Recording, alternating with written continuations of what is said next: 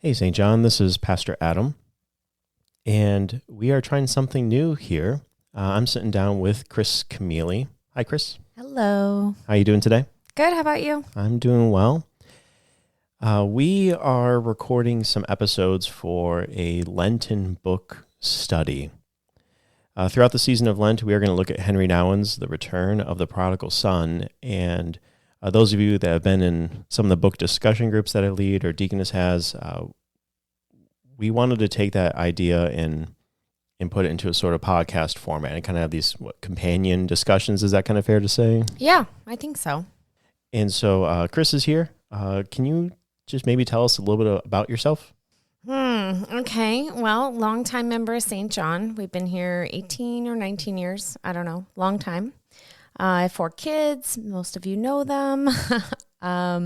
They usher a lot, so you'll see them there. Yeah, I don't know. I'm an import to Ohio. I'm not from here. People always ask me, are you from here? Nope, not from here. My dad was military, grew up all over the world, but Ohio is home now. All right. Where is like the farthest place you've lived then, if you've been all over the world? Turkey. All right. Well, we're heading in that direction at least. That's right. We're getting close. Heading back to the Middle East area for our discussion. So yeah, we are going to do this Lenten series, and so kind of let us know as we go through this. This episode here is a sort of preview and introduction of what we're going to do. But next week you're going to get our first like official episode as we work through Nouwen's text. Now, why don't we talk a little bit about Henri Nouwen? Okay. You like Nouwen a lot. I do. I confess. Nouwen, he is, at this point, I forget, when did Nouwen die? 1992. 1996. Yeah, so he died before the new millennium here, and yet his writings are really prominent across large swaths of the church. He's a Roman Catholic priest, and what would you say? His writing is devotional? Is that maybe a way to speak of it? I would say devotional, but I would also say confessional. Like he's confessing from himself. Yeah. It's very like you can relate to it. I feel like anybody can read it and relate to something he's saying. He's a very honest writer. Yeah, so it's a very contemplative writing. Some would even say kind of a mystical sort of sense to it. And yeah. When I first came across Nouwen, that was at my 4th year of seminary. And so I just come back from vicarage. I had a class called Pastoral Theology. And for most of that quarter, we read Nouwen's books. Mm-hmm. And one of the nice things is they tend to be short. Yes. And so the reading I actually did that reading. And I just found Nouwen to be just a place of respite and recharge, and someone who really speaks into my life and my situation. Mm-hmm. What were some of the books for Nouwen that stand out to you? I have 3. I guess if you include Return of the Prodigal Son, I have 4 top favorites. One of them is Life of the Beloved. One of them is Wounded Healer, and then In the Name of Jesus. Those are the ones that I return to again and again. Like I'll just pull them off my shelf and read a paragraph or a chapter or something I've underlined. I pick those up regularly. Yeah. I think Deaconess in her class did the Wounded Healer a few years ago. And so some of you might be familiar with Nouwen that way. For me, I really loved The Living Reminder. That was a really nice read, especially 4th year of seminary, and just thinking about Nouwen's role as priest and thinking about pastor and so on. And just this past Christmas, I've yet to read it, but it looks wonderful. A friend of mine gave me The Way of the Heart, the spirituality of the desert fathers and mothers. Ooh. So, Nouwen has written a lot, but it's all short. And I can't emphasize enough how nice that is. It is super nice. He is short. His books are short, but meaty. Yes. Very meaty. So don't look at it and be like, it's a short book. There's probably not much in there. There's a ton in there. And that's part of the idea of these discussions is we're just going to take, chunks of his book, but, you're going to be reading it through the week. And then here's our sort of reflection on it. Mm-hmm. You're going to read a few paragraphs and I need to kind of chew on that for a while. Mm-hmm. It's very much his style and that sort of devotional contemplative, confessional sort of quality to it. Mm-hmm. What else can we say about Nouwen? You'll find out in the book that, he taught at university. He's at Yale, Harvard, Notre Dame, and their divinity schools. Very well educated, well known in that way. But at some point in his career, he steps away from all of that, and he goes to, I can't speak French. L'Arche, and it's a facility up in, was it Toronto? I think so. Yeah, where he's caring for adults with various cognitive disabilities and mental illness. And it's one of those kind of surprising moves in terms of just the upward trajectory of his career. And he goes here. Right. What stands out to you about that? I think when I look back on his story, one of the pieces of that I find really fascinating is that he didn't go to L'Arche because he felt like he wanted to be, like it wasn't a move of like, I'm going to be this good person and go and serve this community. He was broken. When he went to do that work, he was in a really hard season. You might call it a dark night of the soul or something like that. He was struggling. And so to me, that transition for him wasn't, I don't feel like there was a lot of, like it wasn't a prideful move. It was a move of, like almost like a desperation. Like I have to do something different. I don't know where I'm supposed to go, but I'm going here. And so I love to think about that because I think that was so hard. And he talks about how hard that was and that experience of being surrounded by a community that was foreign to him and didn't need any of his qualifications, all of his, his expertise and training and everything. That is not what this community needed. And so I just love thinking about that shift for him because it was literally life-changing. Again, this is why Nouwen's me great is he just speaks with honesty about his soul, his condition in ways that we don't often hear other Christians speak of. And so it's nice he gives us voice to it. And I think even part of why he goes to the Arch is, how do I give to someone without expecting anything in return? How do I give and not receive recognition because it feels good to get recognized? Right. I know my pride within me, and just the awareness that he has about his sinful condition, and what does that actually look like? And so he sought to find that in L'Arche. Mm-hmm. All right. Well, with that, why don't we begin to look at the book? And so, to the members, we will have copies of The Return of the Prodigal Son available to you, and a bookmark with just kind of here are the pages we're going to read each week. And the idea is each Sunday of Lent, we'll have a new episode that will drop, and we're going to publish it in a few ways. We'll put it on the podcast feed. We'll put a link to it in the emails that come out to the congregation, but also those of you that are just not as digitally podcast savvy, I'm going to make sure we have some CDs put out on the Sundays as well. And so you can just take a CD with you like we do our recorded services and listen to it that way. Now, the book it's interesting in that it's not just something you read, but it's focused on a painting. We have Rembrandt's Prodigal Son.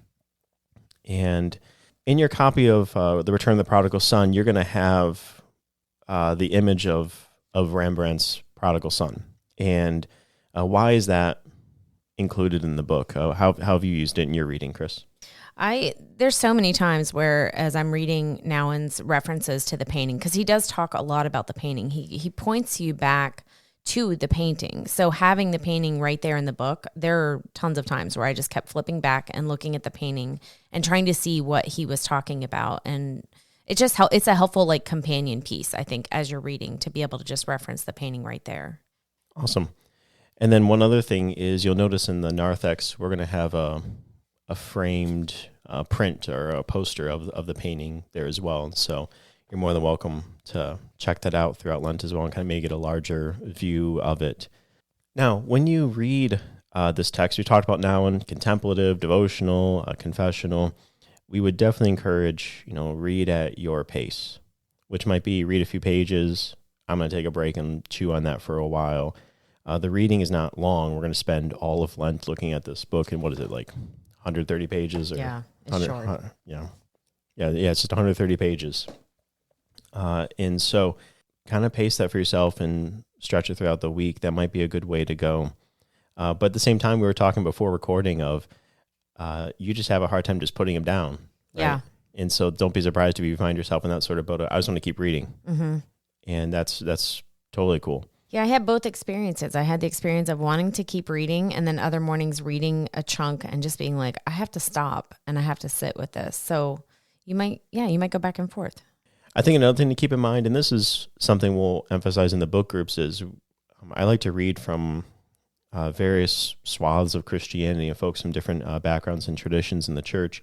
Again, Nouwen's a Roman Catholic priest, and so he's just going to have some of those peculiarities with his writing and how he emphasized things. And so we'll speak to that as we get to those moments in the book of maybe we'd say this a little bit differently, or, here's how we sort of rephrase what he's saying here. But he's our brother in Christ, and he has a great deal to share and to teach us. But there are also things that you might come across that, man, I don't know if he's right on this.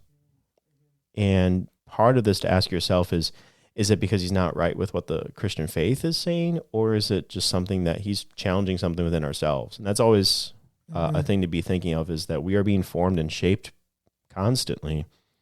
And are we being formed and shaped in conformity to Christ, or I don't know. He's definitely going to push us on things. Mm-hmm. I think it's fair to say.